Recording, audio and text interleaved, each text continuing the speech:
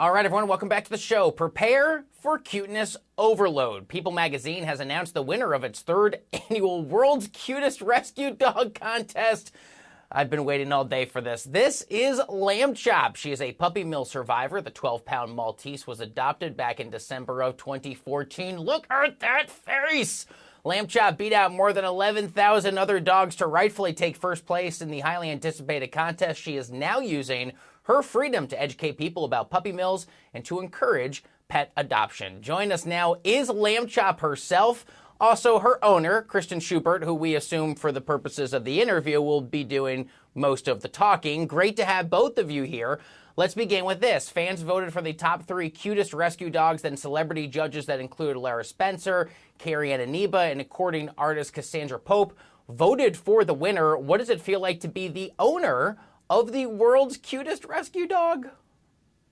Feels pretty great. I love Lamb Chop. She's an awesome little dog to have. I think her story really resonates with people, given she is so cute and comes from such a horrible industry. I really love her. She's very special to me. So let's start right there with a puppy mill, and I want to give you the opportunity to sort of explain a bit about it for our viewers who may be only somewhat familiar. I think everyone has sort of heard the phrase, might not actually understand really what the conditions are that these animals go through and how you came across getting Lamb Chop. Yeah, so a puppy mill, they really put profit over welfare of the breeding dogs. They don't give them the proper care, the food or clean water that you or I would give our dogs. So when Lamb Chop was rescued, she had to have all of her teeth pulled, so she doesn't have any teeth. She also had mammary tumors. She had a pretty severe ear condition as well. They had to do ear surgery on her, and then she had mammary tumors. So luckily, the Washington County Humane Society is where she came from, and they were able to give her all the surgeries that she needed prior to me adopting her. And what's the state of Lamb Chop's health conditions today, Kristen? So today she has a few old age problems, as all dogs get, but she does have some unique tumor problems that pop up, which seem to be genetic. So again, if she were to come from a reputable breeder, they would try to eliminate those kind of genetic problems. Reputable breeders really don't sell their dogs at pet stores or online websites. So one thing we always want to tell people to do is to make sure you see the mom and father dog of the puppy that you're purchasing. Make sure they're coming from an environment that you would want your dog to be coming from. We have a hashtag that we always use online. It's show me the mommy. So always look for those parent dogs. Do your research before getting that dog as well.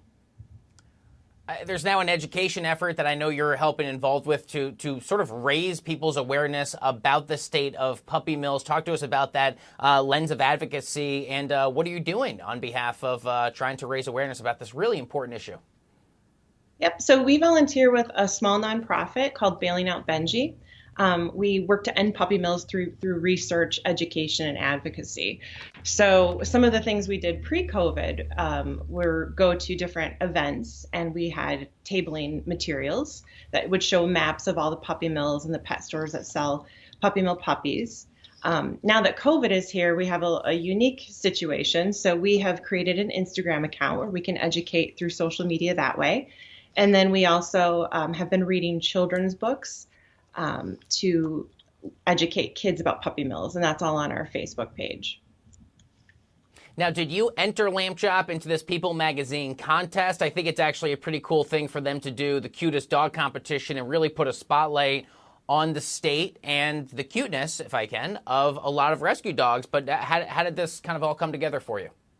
Yeah, so I actually saw an advertisement for the contest on Good Morning America, and we entered her in just as a chance that maybe we could educate a few people with her story on puppy mills. Really, I am shocked. There are so many adorable rescue dogs out there. So it's just amazing that she won and that we're able to share her story. It's really great. Can you tell me about the tongue? Because every time I see a photo of Lamb Chop, I do notice Lamb Chop's tongue hanging out.